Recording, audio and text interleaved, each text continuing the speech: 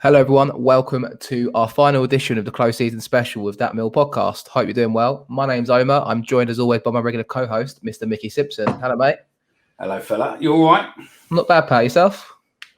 I'm good, mate. I'm good. I've recovered. Yeah, good job the show weren't fucking yesterday because I was in banging trouble, mate. Going out to a friend's 40th birthday party at their house, and I pretty much drank my body weight in gin, I think, and. One of those when you wake up the next morning, you still feel as pissed as you did the night before, and then halfway through the day, you still think, "Oh fuck, I'm still as pissed as I was." So yeah, it's all good. I didn't want to dob you in there. I'm quite happy that you volunteered yourself to say you was hungover. Listen, otherwise, I would have stuck on you. I know what you lot are like. You know, anything you share or fucking groups or anywhere, mate, and normally ends up coming on here in some form of banter or piss take. So look, you know. I give it, so I've got to be able to take it as well. So, yeah. As much as I'd love to have had my own story of being in a beer garden or somewhere hot on the weekend to enjoy it, I've been in isolation since Wembley. So there you go. The COVID Wembley variant's been going around. Unfortunately, I've tested negative to all my tests, but yeah, I just thought I'd put it out there. I think Wembley's been a bit of a interesting hotspot for COVID, so to speak. But yeah, also joining us today is obviously Mr. Kai Bennett. How you doing, mate? You all right? Yeah, I'm good, thank you. Hope everyone's doing well. Looking forward to this show. How you been though? All good? So up to much recently, or just taking it easy? Yeah, it's been boiling up. Been playing a lot of cricket and enjoying life. It's been good. A lot of people isolating, but we'll keep going. Freedom Day today, isn't it? So that's it. Happy Freedom Day to everyone. Obviously, this goes out on the Wednesday, but Freedom Day today. Did you say that? Freedom Day, and then fuck me, how many people were protesting about lockdown? You're like, mate, you really didn't get your fucking your ducks in row here. You really didn't think about this when you wanted to do it, did you? This isn't the COVID or vaccine special, but I saw something this evening as well about Boris saying about nightclubs having permanent COVID vaccine passports in place, or whatever they're called, passports to get in, and you can't show like a negative test from after September. So I know it's caused a bit of a stir this evening on Twitter. So hey ho, it is what it is, right? We're going to go the same, mate. I think it is as well. Because they're all private venues, and the problem is they've got to, realistically, if you think about it realistically, they've got to have a liability to say everybody in there was tested and they could prove didn't have COVID. Because if you suddenly get COVID inside a stadium or inside a nightclub or anywhere and you die, potentially there's, now that the law's gone, it's now down to, negligence, which is, I can't think of the word, but it's something negligence, isn't it? Like if you're on a train and you end up dying or something because the driver was fucking over the limit or the driver didn't do something, it's I can't think of the word I'm looking for now, but yeah, it'll come back to you. Yeah. But it will come back to you. I'm pretty sure. I'm trying to figure the word myself, but I'm no good at this one. But we'll move on anyway. This corporate is just manslaughter. There you go, corporate manslaughter. Come back to him there and then. Obviously, if you're new around here, this is our podcast. We've been doing it weekly at the moment. We're going to twice weekly later on in season, which starts next week. We'll talk about that later on in the show. And obviously, if you're new around here, be sure to subscribe if you're watching on YouTube. Check us out on Spotify if you're listening in the car or on your way about, and also on Apple Podcast, Amazon Podcast, any sort of platform. Leave us good reviews if you want. Put a like on the video and obviously comment below and interact with us. And also something else to plug, which we'll get onto in a bit, is we upload bonus content onto our YouTube channel recently. So just little interviews, myself and Kai last week, done a video about Dulwich Hamlet, the 23s game. And just if you want to get any kind of Mill related content, make sure you're following us across our socials and on YouTube. We're going to go into part one now, which will be about some pre-season games behind closed doors for Millwall.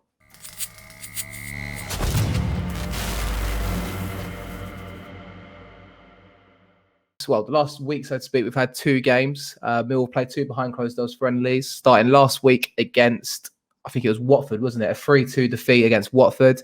Premier League side, obviously now been promoted from the Championship this season. And also we then had a game on Saturday against Barnet, which was at Calmont Road, and we won 2-0.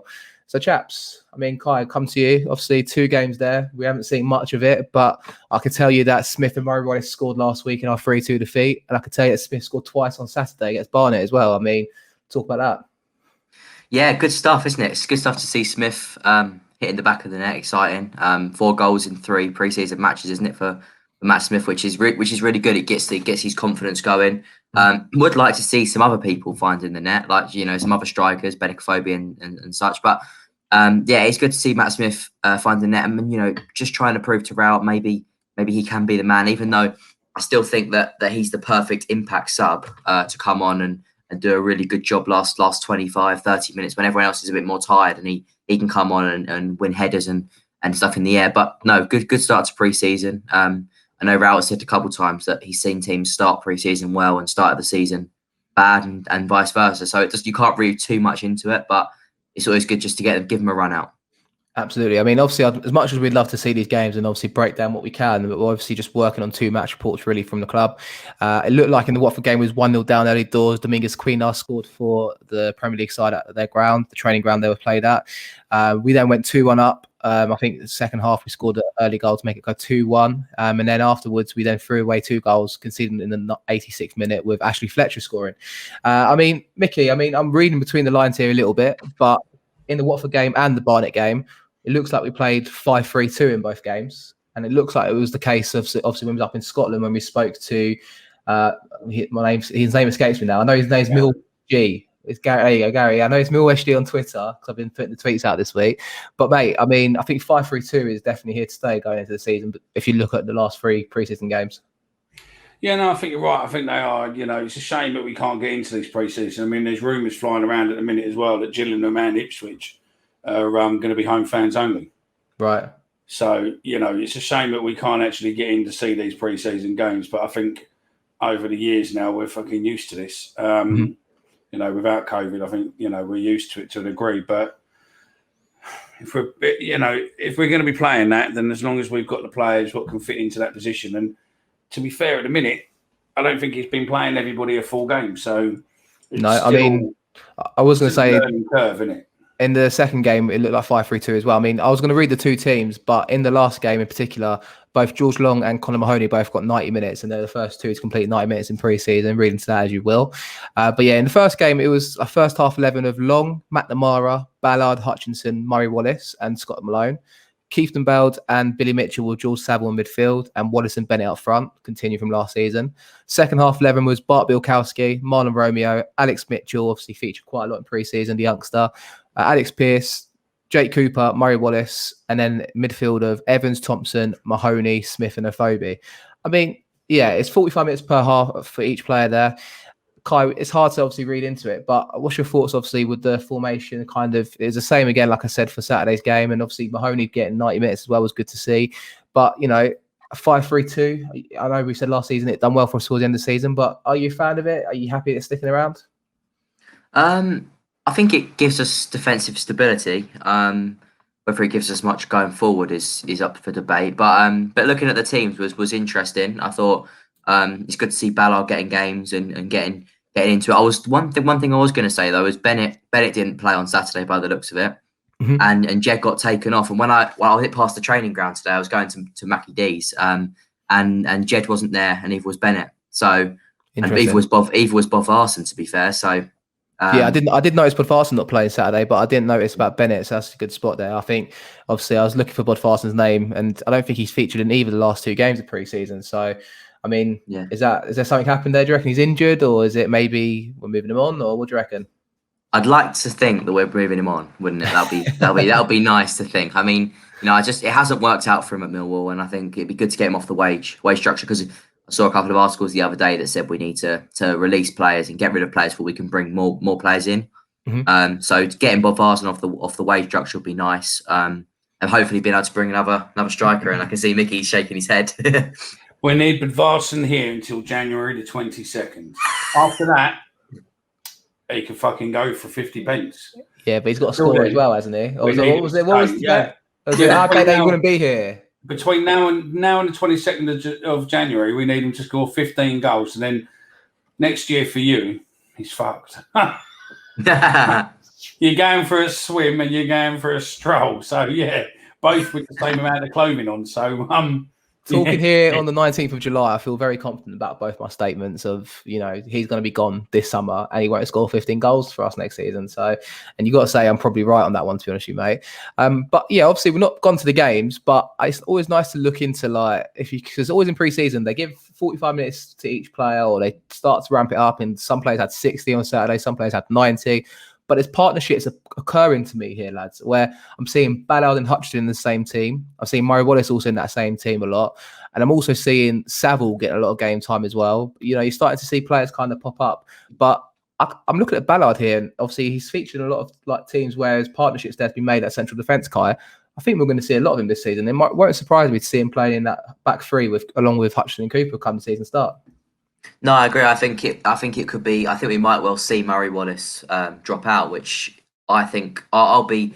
I really like Murray. I think he gives everything for us, and what he doesn't have so much in technical ability, he makes up for in his will and desire to do well for the club. But Ballard looks good. Ballard looks a good player. So it looks like he's going to bring it out from the back, and he looks like he is that sort of modern day centre back that can find passes from the back. So it's exciting to have him. He did very well at Blackpool last year, and he's highly rated from a couple of Arsenal lads that I've spoken to recently about him. So yeah, I'm excited to see him to come in.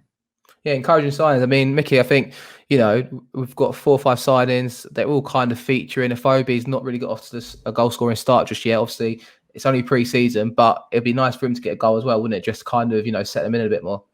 Yeah, no, definitely would be. I mean, I don't know what that stuff was today about him, but yeah, on the club socials, it looks as if he's probably sponsored by Champion, and part of the deal with him signing is that they've got to do a bit of a plug for Champion Sports, which is quite weird because obviously I'm younger than you two, and the older listener, I'm not that old, but the older listeners will know that Champion used to be a big thing when I was younger, and then it died a death to a degree, and then now it's starting to come back. My girls are Champion tracksuits and all this, and you think it's a bit like Elise and Sergio Tacchini and stuff like that. Them sort of brands. Sergio Tacchini, mate, was.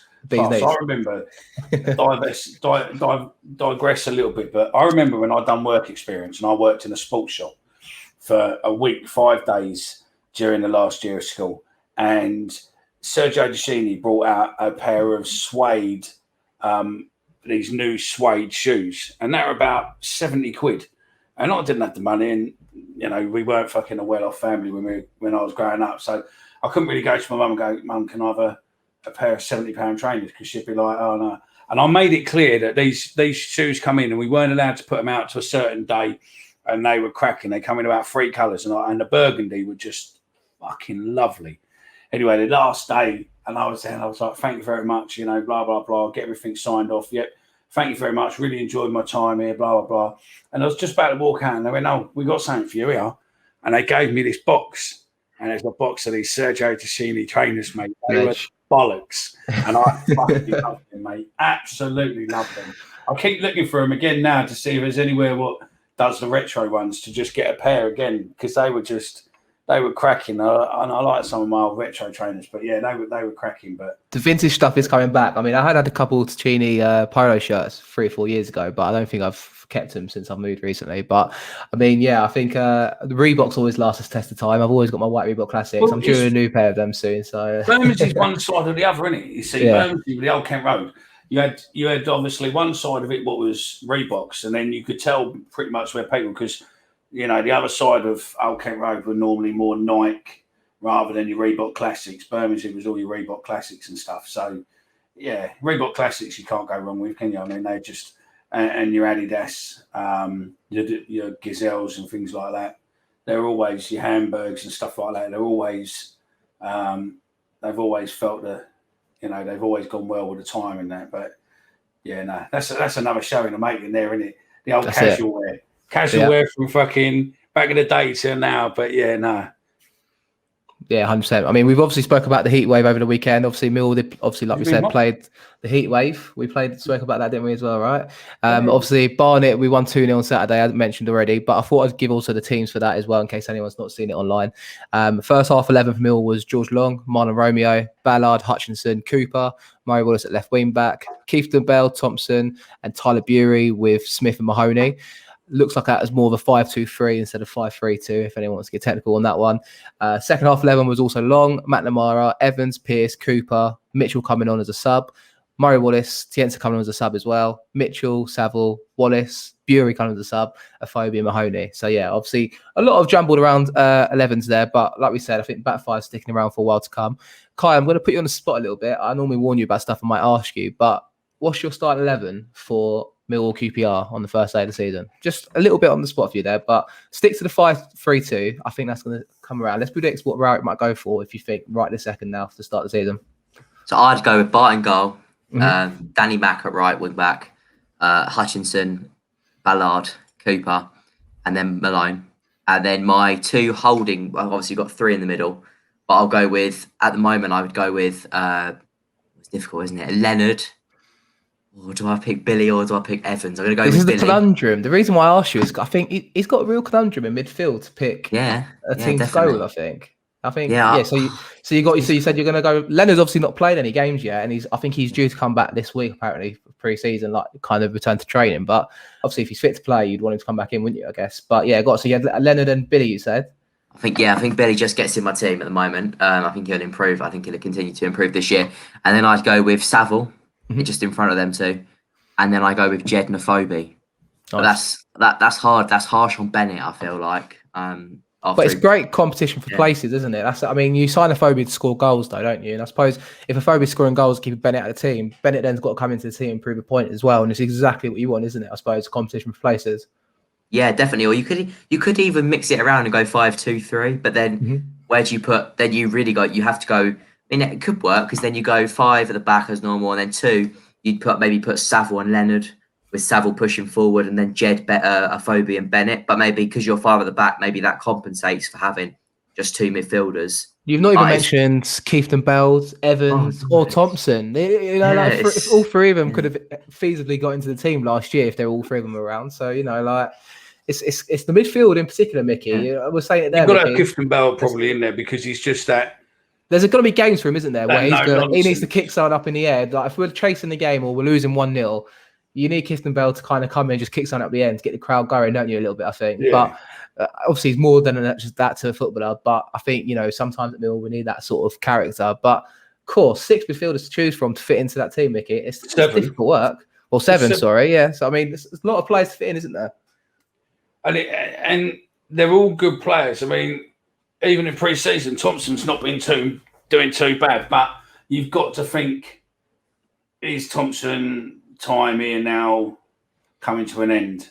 I hope not, because it's nice to have Millwall boys in the team. But I think realistically, if he wants first-class football every game, then he's possibly going to need to go to another team to get it, isn't he? I think so too. It's unfortunate, but I suppose if the manager's not having you, I'm not saying, he's not fancy him as a footballer, but I think you've got Saville that's come back in, and you've signed Keithton Bell in the last 6 months. You've signed Evans, you've signed midfielders, and you're strengthening all around the pitch. I think it's kind of clear, isn't it, Kai, that maybe Thompson might be, just not favoured for Rowett. Yeah, and I think that's another one that when he says that we want to get players out to get more players in, I think that's sort of another obvious one, isn't it? With Portsmouth wanting him so much that potentially maybe there might be a deal there to be done. But I'd really be sad to see Thompson go. Just obviously ever since I've been a Millwall fan, Thompson's been at the club I've been, since I was, ever since I can remember, because obviously just before Thompson was there, but he's always sort of been around, sort of coming through, or always there. And it'd be sad to see him go, especially after he did so well against Portsmouth. That injury really hurt him, didn't it? When after he came back. But yeah, very disappointed to see him go. But I do feel like maybe now with 7 midfielders in the team, he's going to find maybe starting it'll be hard to come by. He always cemented himself as a fan favourite to me, not only for being obviously Millwall, but I think when we played Charlton away, I think 4 or 5 years ago, it was a 0-0 January time. It was my birthday weekend. And then being obviously 21, 22 at the time, we went to the venue in New Cross. And yeah, at one point or another, that used to be like the hot spot of my nights out. People would probably argue a bit too long than it should have been. But played Charlton, 0-0. Thompson was outstanding on the day, even though it was a born 0-0. Who did I see in venue that night? Ben Thompson, Ledge. I've got a picture of it somewhere as well. But, yeah, so I was like, from that point, even though he was a Millwall fan and already a legend, seeing him that night as well in the venue that night, I was like, go on, Ben. Go on, Tomo. Class, right? You bumped into any Millwall players before, Micky, in unexpected positions? Or any footballer in general? I mean, I could say Barry Cogan, mate. The weekend, At the weekend, that was an interesting conversation talking about the FA. It was quite good because it was quite mad because we ended up talking about the FA Cup final and the 2004 team, and there was another fella there who was pals with Sadler and people like Sads and a load of others like him. So I sort of geared him up to sort of fucking sort something out with a few of them. But Jimmy Bullard, I went to a dinner and Jimmy Bullard was there, Nice. and he was classic, absolute classic. Stuff he said about a person who we all know. Some of the stuff he told about a person we all know was quite comical, not to be repeated. Because you can't back it up. Well, you sort of can, but it was classic. It was good. But no, he was fucking. He was good. He was good. I think he's good value, Jimmy Bullard. He's a character and a half, though. Like he's into like golf just as much as he's into his fishing, and he likes being the centre of attention, but he can equally do with just being, keep himself to himself and sometimes be an introvert. So he's definitely a good character, Jimmy Bullard. He played the crowd so well, and everyone there was in tuxes, right. And he had a fucking jeans and a black leather fucking jacket on. Do you know what I mean? And he was just the most casual, but he sort of done some stories up on the stage and all that lot. But no, it was good. It was good, but well, so I've met a couple of Millwall players out and about, but not many. I think Jimmy was a good one. I can remember meeting a guy in the Millwall cafe one day. Nice. And we were talking about Millwall and all that, and he talked about that Jimmy Carter was his hero growing up. That Jimmy Carter was just one of these players he loved. He wanted to be him and all that lot. So I phoned Jimmy Carter, name dropping. I phoned Jimmy Carter and said, "Are you at the club today?" And he went, "Yeah." I said, "I'm with some fellow who really fucking idolises you. You are his hero." So Jimmy said, "Well, bring him over to the club." So we finished our breakfast today, and I took him over to the club, and because he was only over there for an interview. He was having an interview with a railway yard. He was an older fellow, older than me. So I took him over. Jimmy saw him. Jimmy took him in, showed him around the pitch and all that. I had some photos taken with him and all that, listening to the stories of why this geezer loves him so much and all that. And then Jimmy got given this picture of his first header goal. And a goal he took what was header. There's a picture of it. He went and got it photocopied and signed it for this fellow and gave it to this fellow and said, "Look, that's my first ever header against the team. This is a photo I got for it, and there you go. This is for you." The case was made up. I mean, it was a grown man nearly in tears. But yeah, some of these players are they That's go class. Up and down, so yeah. Yeah, no, of course. And even just little things like that always mean the world to people, you know what I mean? So definitely. If I was to tell you, Kai, if I'd done Control F on the article for the match report on Saturday and I typed in each player's name, what's the one player that comes up the most on Saturday for the game against Barnet, do you think? Who's like I'm not saying that it was a bit of an arse rimming to him, but his name popped up everywhere on Saturday in the club's match report from the media team. Who do you think that was? Oh, I don't know. Is this obvious? Should this be obvious? I don't know. Mickey, do you reckon you got it? Yeah. If you know the squad number, I think you'll know him. I think he plays at number 21, doesn't he? He does. Conor Mahoney. Mickey knew I was talking about straight away there. Wow. No, do you know what's even more impressive? Hang on, I want to, before you go on, one sec. All right, then. Kai. Yeah. 32. Tyler Bury, that is. I've got these as well, man. Come on. That's light work. 16. Keith Denberg. Yeah. 15. Oh, Alex Pearce. Yeah. Oh. Go on, let's Kai. Let's see who's going to be the first to get it wrong. 23. Afobe. No. Oh, wait. Oh, yeah. Oh. He's taking it. It used to be Bob Varson, didn't it? Yeah. Oh, because still on thingy, 23 is Danny. Yeah, Danny Mack was 23. Oh, was it Danny? But it's now Afobe because Danny's now number 2, apparently, isn't it? Yeah, he's number 2 now. Yeah, so that's right. That's right. Yeah. 28. Scott Malone. No, he's changed to 14 now, hasn't he? Oh, actually, I don't know. I'm going to go George Evans. Oh yeah, of course. He's still in. I guarantee 28 is Scott Malone's number from when he was here the first spell 7-8 years ago. That's why it first came to my head there. Scott Malone's 14. Yeah, 14 now. Yeah. All right, number 22. I haven't got Omer to help me anymore. I know who it is. Oh, that's 22. It's Omar's best player. Is it? My favourite. Who's your favourite player? And Neil's favourite player. There's a bit of sarcasm to that as well. Oh, well, Woodsy's gone. It can't be Woods. 22nd of July. Think about it. 22nd of July, number 22. Sorry, not July, January. 22nd of January. Icelandic. Bob Varson. Got you. All right. Well, numbers, if anyone's good at numbers, like, I mean, when I was a kid, I used to be all over it for like Premier League numbers and stuff like that as well. And then nowadays, I can get the Millwall's numbers because obviously we watch Millwall every week, but my interest in other teams kind of deviates a little bit nowadays. So I can't quite normally smash it out of the park like I used to. But yeah, squad numbers always a little fun thing when I was younger to remember all the time. But yeah, lads, Mahoney was mentioned here, there, and everywhere on Saturday. I don't know what way to read into that. Obviously, he got his normal reaction afterwards on Twitter of like varied reactions of, oh, this could be his season. I'm not going to lie to you, Kai. He's been here 2 seasons now. Whenever I hear Mahoney being that, here you go, he's going to get a run of games, he's about to do it, I kind of given up hope and faith in him. I'm not saying that there's no player in there. There's clearly a player there, but I'm fed up of just kind of sitting there going, it's not going to happen though, is it? Yeah, every time he looks like he's going to do something, he gets injured, or he doesn't quite do it. One step forward, 2 steps back, isn't it? That's absolutely. I mean, like before he got injured last year, he looked like he was getting there, didn't he? And then he was out for. I can see Micky shaking his head, but I think last year he looked like he was just about getting there, and then obviously how long was he out for last year? 6 months. Yeah, just something like that.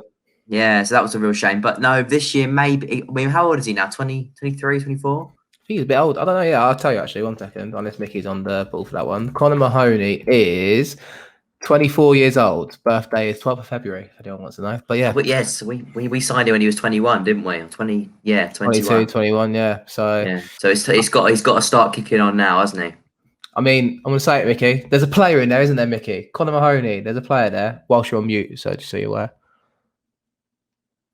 Yeah, there is. Yeah, sorry, I was looking at something else. I fucking didn't expect you to bring me in there. You fuckwit. You pair there's a player in there. Conor Mahoney. There's a player in there, right? I think there's definitely a player in there. And just whether it comes good, I don't know. And they must see something kill him. Do you know what I mean? They must see something kill him to think, I think he's going to get more time this season, and I don't think he'll get injured. I think COVID has probably done him the world of good because there is probably no pressure on him to get back quick.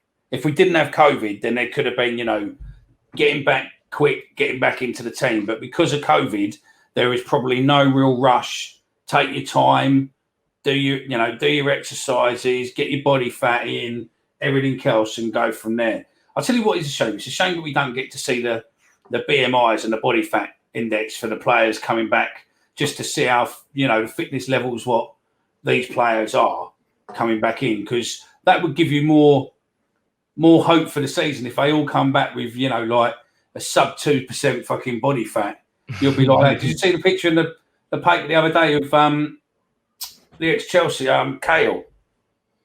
Oh, no, what was it? He's allegedly got fucking near enough 0 body fat. Well, I think 0% is impossible, but he's probably, I believe it, to be fair. I'm telling you now, mate. There's a lot of fat on him, if anything, mate. Do you know what I mean? If you get down to 0%, you'll look ill. So I think it's probably like 6 or 7% to be factual on that. But yeah, I mean, I'm not surprised, to be honest. Some of these players do look after themselves a lot. So before we leave this part anyway, one last thing I wanted to plug was obviously, like I said earlier in the show, our YouTube channel. Myself and Kai spoke last week about Dulwich Hamlet, didn't we, Kai? I mean, obviously it was a good game there. And obviously tomorrow you're hoping to go to Beckenham Town, aren't you, to see the 23s?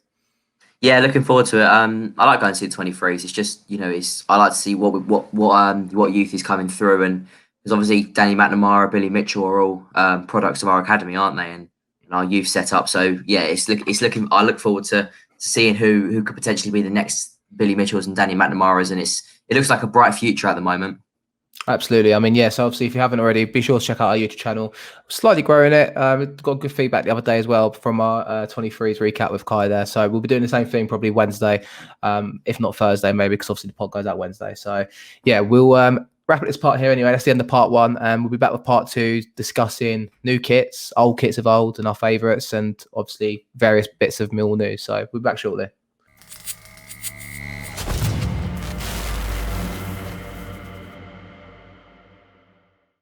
And welcome back to part number 2. So in this part, we're going to be just doing a little news roundup, things that have been going around the club, and obviously just bits of pieces really around Millwall at the moment.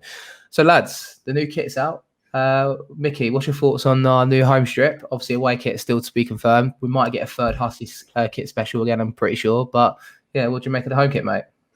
1990s Wimbledon. Okay. What does that mean? That reminds you of that, or Yeah, you're not saying you remember the old Wimbledon team and whatnot. I think it's very, very reminiscent of that era. I mean, it looks all right. A touch of gold is the slogan. A bit of gold trim. Yeah, fucking yeah. I'd probably give that a fucking D- for originality there, but it's nice. It's pretty similar to last year's to a degree, but it's what it is, isn't it? I like what they did though. I think obviously they announced it, a touch of gold. The only first team players involved were George Evans and Matt Lamara in the photo shoot, and then they had Two Slick Chris, also known as Chris Congo, the local Bermondsey boxer the club are trying to get behind. Hopefully he materialised to be something, but I think he lost his last fight, unfortunately. We hope though. We need someone on to. Yeah, I'm not going to take him on. Don't worry. I'll say stupid things, but I won't take on a boxer. I'm not that stupid. We just get one of our lot, Yeah. And we also had the Lionesses, obviously, on the pictures as well. I think it was Mia Graham and Charlotte Lynch. That was good. Yeah, it was nice to see, obviously, the male first team and obviously now the women's team, obviously, albeit in a significantly lower level to what they were in previously. To get them involved, though, obviously, in the shoot and obviously modern new kit, it was quite a good touch by the club.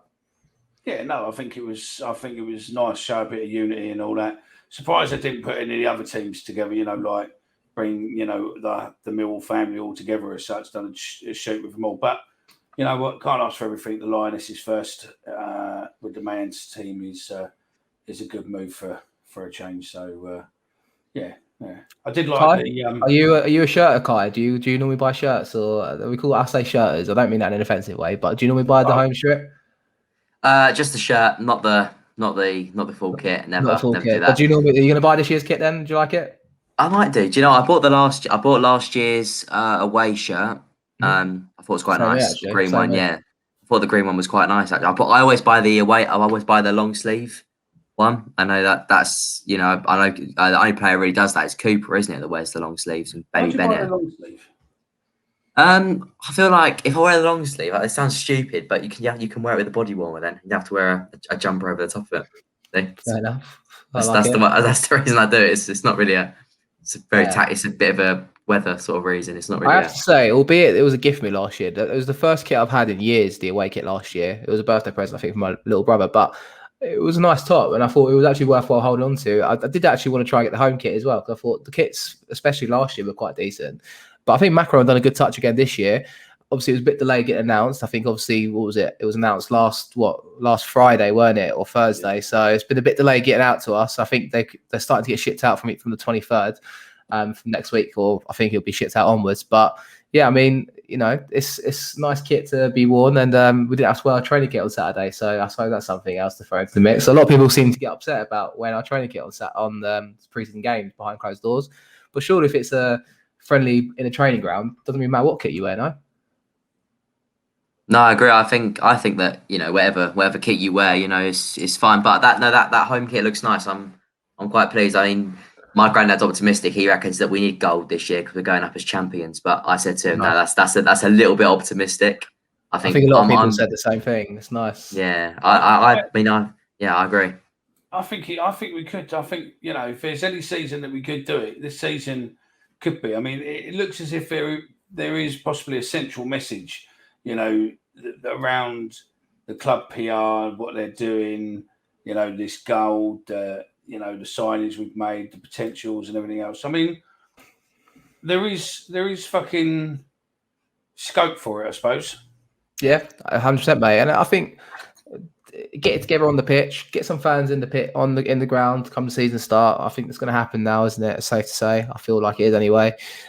There's reasons to be so optimistic for this season, and that's the best way to be about it. I'm sure every club in the league will be optimistic about the season, maybe apart from a couple like Derby and stuff like that, because they just seem to be constantly toyed with troubles off the pitch. But, I think you got to be optimistic. I mean, season tickets are out already. I received mine. Kai, you got your season ticket in the post?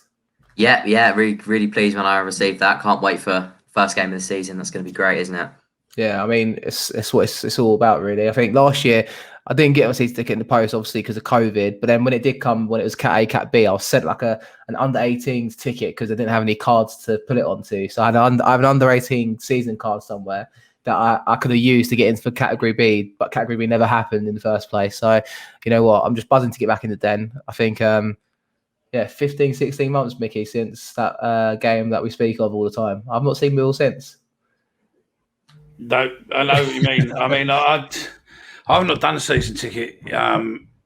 Because you plan to, or you're just not really for you? I don't know if I will or I won't. I mean, I prefer buying, because the trouble is with a season ticket, and I've done it forever, and I just turn up and I pay over the top, more than what you lot are paying for your games. But I like to move, like, say if I go to a game with you, then we go sit in the Jeremy Kyle stand where you sit, or if I go see Kyle stand, or if I go see Nick, I'll sit in block 1, or if I go see someone else who sits in block 47 and stuff, it's nice to be able to just buy a ticket where you want to sit rather than just be stuck in one part. And I've always done it that way. I always like, mooching around and all that lot. So, yeah, whether or not I buy a season ticket or not, I'll just buy a thingy, mate. I normally do membership and do it from that way. So, yeah, because at least then you get your ticket put on your membership, don't you? You don't have to turn up and fucking queues and queues and queues of people. So, yeah, I mean, it'd be interesting to see if we get any details about QPR, because I think that's just over 2 weeks away now. So I'm not. I mean, you said earlier about potentially Gillingham and Ipswich being just home fans. I mean, I hope we'll have to travel to it. We'll have to wait and see, I suppose. But I suppose if we're going to find out any information, I reckon by our next show, next Monday, we'll probably know whether or not we could probably go to it. I'd imagine it's not far-fetched to say that, is it? No, you should be. Yeah, you should be knowing now whether or not we can go.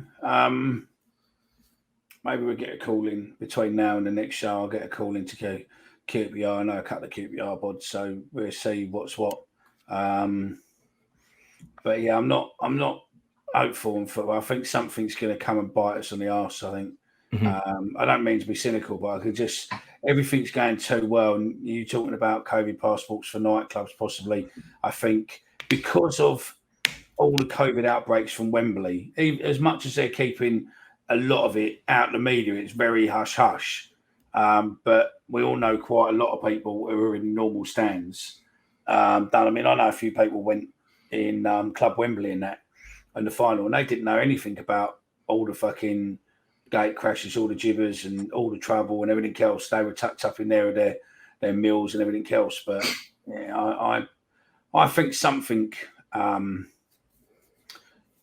could put a spanner in the work, but I'll be interested to see how Silverstone gets received. Obviously, the F1 didn't they on the weekend? I think it's 350,000 fans across 3 days in the end. Obviously, some will be returning people, but you're right. Obviously, I've been done by it. Obviously, isolated at the moment. A couple of my friends actually tested positive that went to the game Sunday week for the final. So, yeah, we'll have to wait and see, I suppose. I mean, the double jab is obviously the way forward, but obviously, I respect people that don't take the vaccine in the first place as well. It's just one of those catch-22 scenarios. I think we'll move properly on from COVID, because I hate talking about it, to obviously back kits, lads. I thought I'll put you both on. I gave you a little bit of a homework task to do.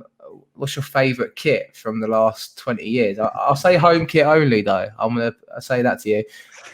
What's your favourite kit, Mickey, that sticks from the last 20 years? That's your favourite, really? I've got a couple. I mean, I've got a couple for different reasons.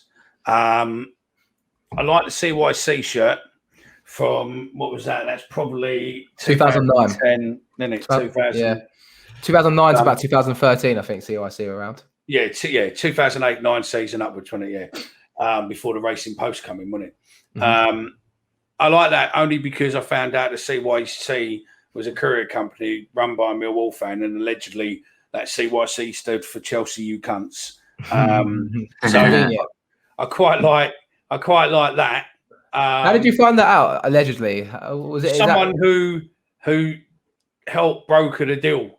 Yeah, they were told by the person. Whether or not that's true or not, I don't know. So if you do listen to this, it'll be great if you could get in touch and tell us whether or not it's actually true, or what the name of the courier firm was. Or if you have a look online, there's no actual. It's still called CYC Logistics. Yep. So there's no actual definition of what the CIC means. They haven't got a website, but. Yeah, it's just CIC Logistics. Yeah, they sold it to, I think, Sprint or whatever it is. I mean, they've got a couple. I mean, I suppose one of the good ones was probably go back to, you said 2000, so 99, 2000, the Giorgio. Yep, nice one. The white top, yeah? Yeah, the white top. And then we sort of started stepping in, 2006, 7 was when we started stepping into local businesses. Mm-hmm. So, towards Birmingham, we had the estate agents, CYC, obviously Racing Post. And then the other one I like is the prostate cancer one. That did, great. I don't, it done great for prostate cancer, set them up onto Sky and the Football League and really put them forward into the football community. Euro Ferries purely because of it was a company with allegedly no money, but they managed to get a 5-year deal, record fucking sponsorship and all of that. But well played. No, I suppose, yeah, the favourite really was probably the Georgia or the 24, like coming up to just before the FA Cup shirt. Ryman was obviously because Theo I think saw something coming there, so he thought I'd quickly get my company on the shirt. Plus we were banging trouble, weren't we? So yeah, he probably done it on the cheap. But we've had some classic ones over the last. So I mean, if you go back to the 90s, then obviously you got Captain Morgan as well in your South London Press. Live TV, Norwegian live TV. I don't think there's many stinkers. I will say that. It's hard to choose, especially 2000 onwards. A lot of the kits, obviously, obviously you look at someone, you think of the good times and also the low times as well. But there's not many stinkers in there. Kai, what's your favourite post 2000 home kit that sticks in the memory? I'm just thinking. I don't think I'm looking at them here now. I don't think I remember any before 2008 and 2009. That's just because I wasn't going to the Den before. Showing your age now, mate. Yeah, no, I first went to the Den when I was 5, and that was about 2008, 2009. But I my favourite is the 2016, 2017 one where we got promoted, and I think we beat Leicester that year, didn't we? At the Den. Mm-hmm. I like that kit. That was nice. Leicester, Watford, we beat a couple that year. Bournemouth. Yeah, it was a really good FA Cup run. Is that the Wallace Tegan or the striped one? The striped one. Yeah, striped one. Yeah, WT. It was still Wallace Tegan, but they just changed their logo. So yeah, I like that one, and I also liked the one pre-COVID 2019, 2020.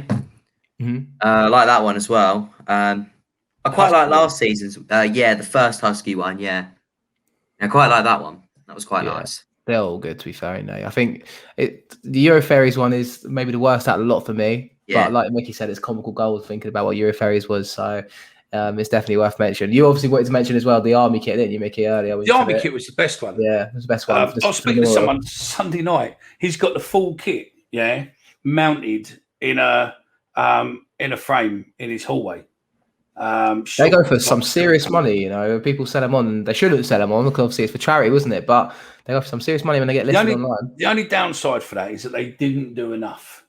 Realistically, they could have sold 1,500 of them, and I think they only ordered a couple of hundred. It was a great shirt, great meaning. I mean, we've done that with a couple of shirts where it's meant something. But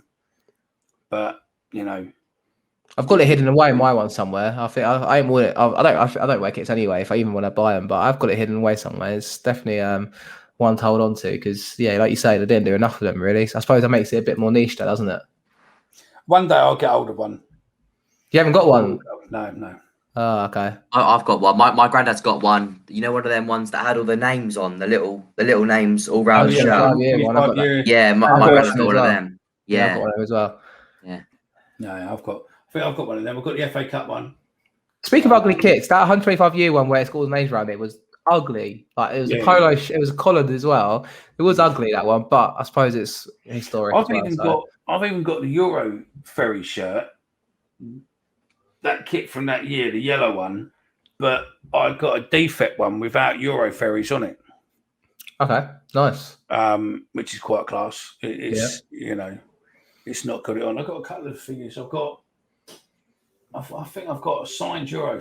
I've got a signed Euro Ferries one. I like the Racing Plus one, not the Racing.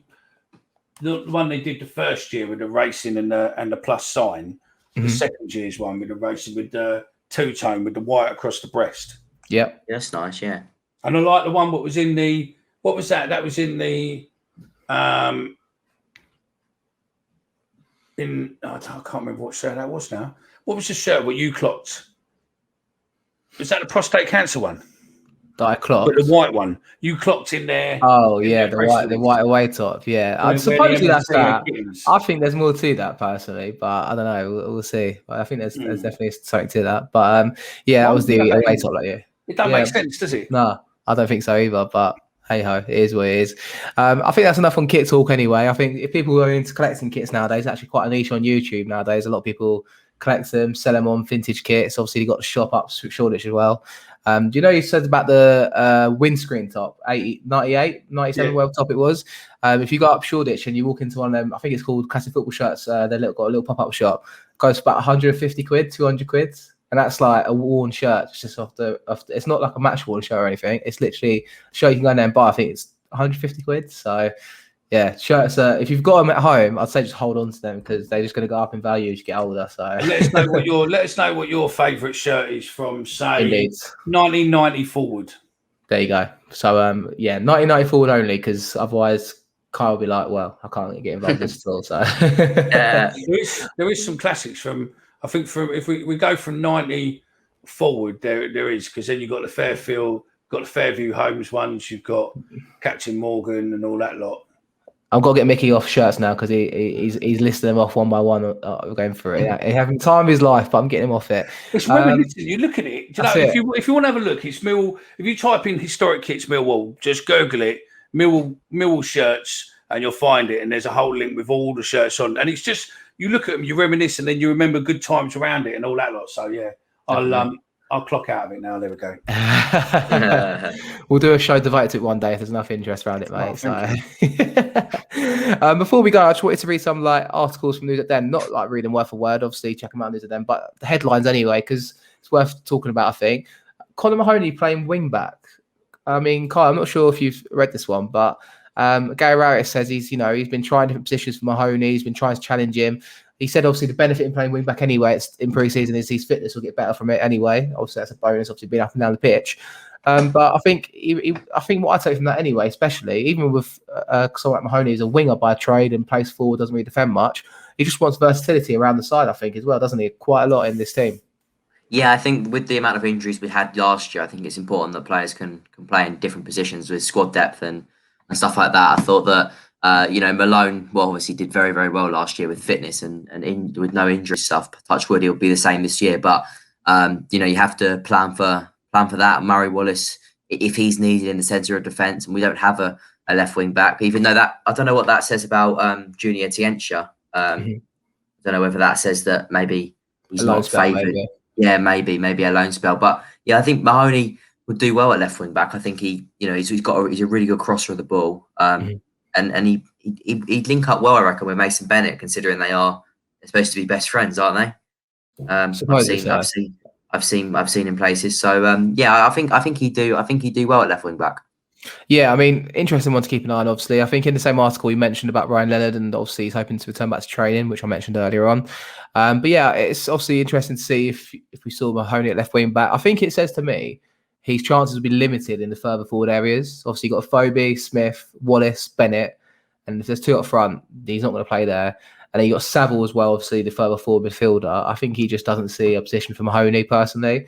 And I do think as well, like I said about the club posting and writing his name everywhere, I did feel like that was a come and get him sort of post personally. Or just remind people that he's there anyway, at least for me. I don't want to be the cynical one, but that's just me trying to speculate to accumulate a little bit there. But you never know. Hopefully I bite my words and Mahoney scores 7 goals in the first 9 games of the season and we're first place. And I'm saying Mahoney is the best ever thing since, sliced bread. So yeah, we'll have to wait and see. Another article that grabbed my mind that I wanted to read about was Alex Mitchell. So Mickey, I mean, Mitchell, obviously a youngster. He was on loan at Bromley last season. He's featured in every preseason game since this season. Just kind of obviously got underway preseason wise. I mean, but they're talking a loan, didn't they? Yeah, that's the suggested thing. Obviously, there's interest for him, but I think it might even be a League Two club that could come in for him. So, 19 years of age, but he's a man mountain as well. If you see him in pictures, I haven't actually seen him play in person before, but he's an absolute beast for his age, I think. I mean, what do you think his prospects are potentially featuring for us? If not, loan spell out? I reckon, realistically, it's good. If he's not going to play for us, then we're going to have to loan him out. And to keep, if we want to keep him, then we're going to have to loan him out. I don't know. I'd rather get him in the team.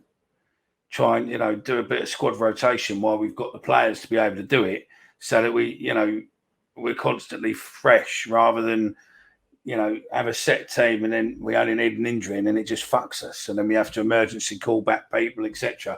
Just start playing these people regular and getting a good camaraderie, good team playing, and go from there. But I think we'll see more wing backs this year because they played so well within England, didn't they? It worked well in England. So I think a lot of the leagues will just go, we'll start looking at wing backs. Because they caused damage, didn't they? Mm-hmm. I think, I think with Mitchell in particular anyway, I think he's a player that I think we're quite blessed in centre half now. Obviously, we've got Ballack joining us, complementing, obviously, Pearce staying, Cooper, Hutchinson. And then after that, you've got Murray Wallace who can play centre half. Then you've got Evans who can play centre half. Worst case scenario, so that takes you to 6. Worst case scenario, you've got Ryan Leonard that could fit in that centre half as well. And then you've not even got to Mitchell and Muller, Muller's gone out on loan to St Johnston. So I do think a loan spell is set up for him. Although it would be nice to see him get a couple of games here or there. I think it's kind of made up for him to go out on loan. Obviously, Kai, you said you saw Alan Dunn and Roger Johnson last week, didn't you, at Dulwich Hamlet? And they were talking to Alex Mitchell. I mean, it wouldn't surprise you if he went back there, but I think League Two could be a possibility as well, like I said. Yeah, I agree. I think it'd be nice to see him get maybe a League Two or a League One loan, just something to give us a bit more. I think it's important we see what he's like at a decent level. I think that's no disrespect to National League and Bromley. I just think that National League and League Two and League One is very different leagues, and I just think it'd be nice to see if he does really well at League One and League Two level, then maybe it's probably quite obvious that he'd be able to slot in with us. And with Ballard going back next year after his loan, maybe he could be the perfect replacement. Absolutely. Last article I wanted to touch on was George Long. Obviously, Long played 90 minutes on Saturday. Back up to Bart Bielkowski has been muted because Bielkowski's been our player of the season last 2 years in a row. He's not going to start first game of the season unless Bart's injured. But what I've realised when I was reading that article is he turned down a contract at Hull to sign for us this season, Kai. He obviously was a backup there, but he did play a lot of games the year. He got relegated the year before that. But he saw more of an ambition to come down to Millwall, and he said that the club looks set up to go places basically, and he wanted to come to Millwall and challenge himself here, which obviously it's music to our ears as fans to see. But interesting one, isn't it? There to kind of put into perspective that he turned down. He's a northern lad. I think he's based up north when I look on his Instagram, but he went to come to Millwall because he thought it's the place to be. Yeah, that's really good to hear. I think you're actually hearing. It's nice to hear that, isn't it? All of a sudden, we're starting to hear that I wanted to come to Millwall. Sometimes you see players come and you don't know whether they actually want to be here or not. But these players that have come in recently in the last couple of years, it's Rowett and Harris just left, and then Rowett came in and stuff. They seem like they want to come to the Den. They see it as an ambitious club and somewhere that is going to go somewhere, which is really good to see, because obviously if the player can see that, then they have belief, and that shows that the club are ambitious. So I'm really pleased with that, and I think he looks a good keeper. So I'm pleased. Yeah, it should be him and Bart. It's good competition for Bart. Competition's healthy, isn't it? So yeah, it'll be good to see Bart pushed as well, and hopefully Bart can carry on the way he is, and George Long will only make him better. Definitely. I think it's a win-win scenario, isn't it? And Mickey, he said in the article, he went, when you sign somewhere, you want to think the manager is going to be there for a good few years. I think that's the case at Mill. I know the Gaffer's done really well with the team, and he's obviously got ambitions to take us higher and pushing towards the top end of the league. Obviously, echoing what I said about, he thinks Mill's the place to be, but also being that stable club, it really works in our favour. And, doing the business we've done, I think everyone's just buying into what we're about and what Rowett wants to do at the club. Yeah, I agree. I think there's a lot of positivity around at the minute. We've stayed in the Championship comfortably the last 2 seasons. I think this season people see that there is a potential that we can make a run for it. I don't necessarily agree with them looking, we're a top 10 finishing club. I think realistically we need to push on a bit, and I think playoffs definitely we need to be in within the playoffs, but I'd love to see us go fucking top 1 or 2 and just do it well and get there on a win. That would be fucking superb. And then go Premiership next season, mate. Fuck me. They wouldn't know what's hitting. I'll have a bit of what you're having, mate, because I'd love that. Obviously, mate. I bloody love it. I would love it. It would be the dream. Do you know what I mean? Yeah, we've had a shit 18 months of, watching it on fucking iFollow, etc., etc., etc. And it's, what, realistically, on paper, this could be the season. If you get the investment in there and everything else, this could be the season to fucking have a go at it. Mm-hmm. We've got a big team now. We've got enough players potentially. We could do it. Look, if you agree with me, let us know. If you think that we could do it or we nowhere near it. I mean, don't forget, get your comments in across social media, whichever way you want to do it. Twitter, Facebook, Instagram, or go on the website and leave us a message. We can get a voice message there. So, do that, whichever way you want to do it. But, get in touch. Yeah, I mean, with that said, I echo what Micky said. Obviously, be sure to leave us a review if you're new around, and obviously subscribe if you're watching us on YouTube. You can see us in person and see what we're all about. I mean, if you're listening on Spotify, listen to us on YouTube as well. Why not? And interact. So, check us out across social media at That Millwall Pod across Twitter, Instagram, TikTok, and obviously on YouTube as well. And obviously, get in touch. Check our website out, thatmillpodcast.co.uk. There's a few little surprise things on there. We'll touch on that next week, what we're doing a bit more in detail. But if you go on the website, you might see a couple of bits that's new around there if you've been on it before. So, I'll leave it there. Micky, thanks for joining me as always.